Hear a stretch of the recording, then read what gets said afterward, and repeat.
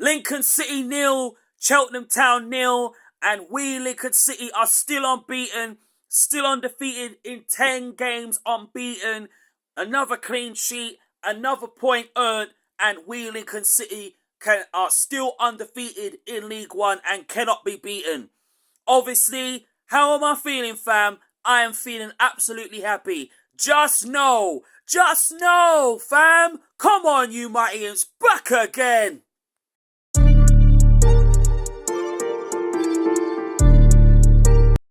Jeez, welcome to another video of the Imps Ting podcast show with me, Cornell B, live and direct. Today, I am here to do a match review of Lincoln City versus Cheltenham Town FC, rude boy, / Cheltenham Town. Before we get into the video, smash a like on my YouTube video, leave a comment down below, and tell me your thoughts about last night's game and the match, who played well for you, who didn't play well for you, and also on the performance as well. Thank you to the 366 subscribers who have subscribed to the YouTube channel and also leaving a like and watching my content as well on my YouTube channel. Thank you very much. It means a lot. Thank you. So without further ado, let's get into the video. Back again. So last night, we, Lincoln City, played away to Cheltenham Town.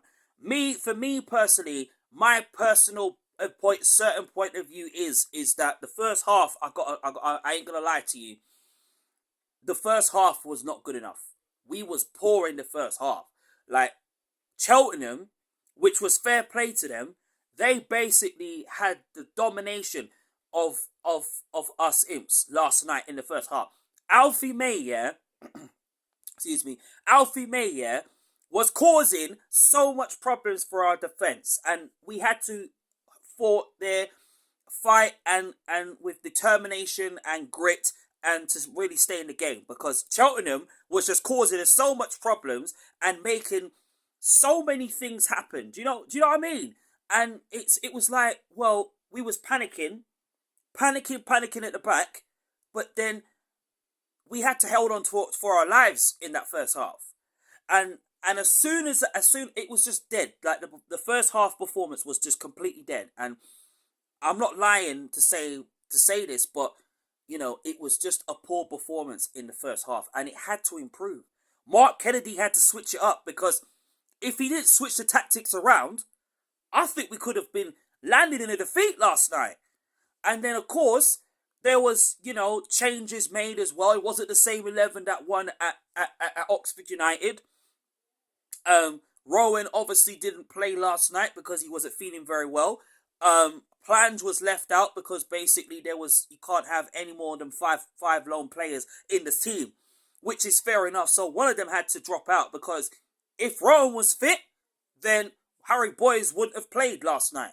But because Rowan wasn't feeling very well, then he had to pull out. So obviously Boyes had to step in, and then of course Plange had to step out.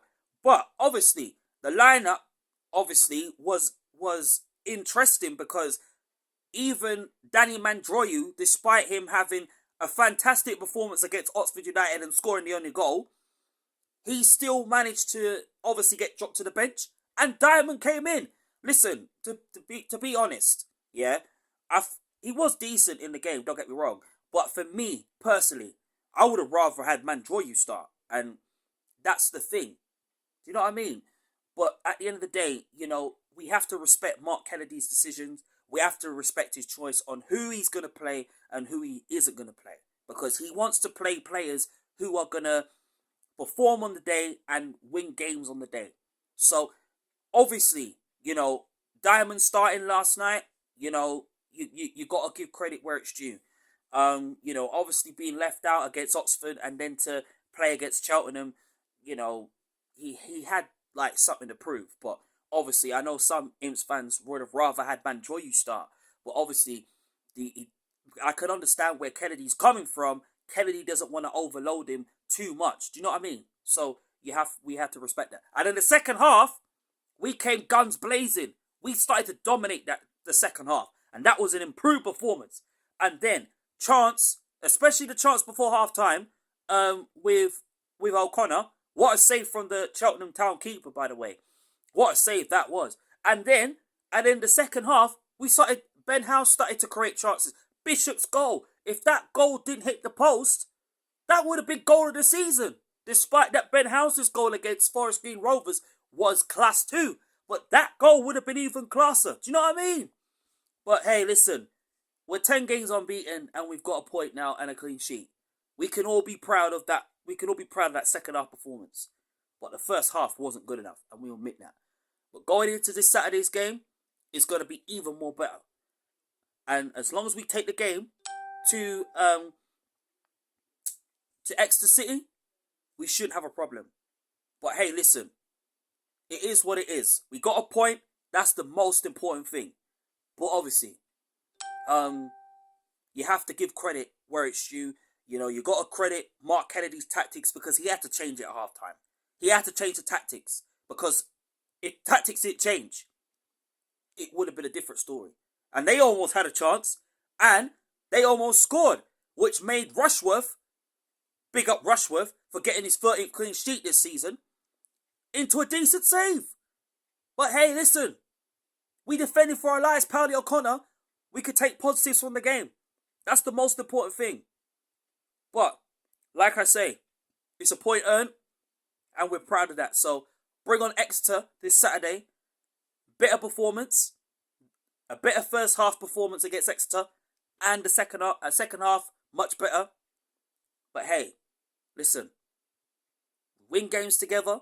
We draw games together, and we lose games together. That's how the team thrives, and that's how the team learns.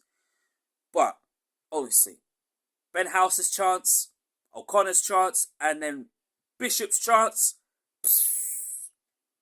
I think we could have had 2 or 3 goals there.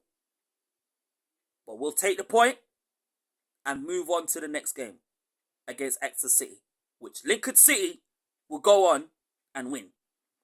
Smash a like on my YouTube video. Thank you for watching the Imps Ting podcast show. Love to get it up to 367. It'll be very appreciated. Thank you very much, and big up yourselves and big up the Imps fans and everybody. Up the mighty Imps.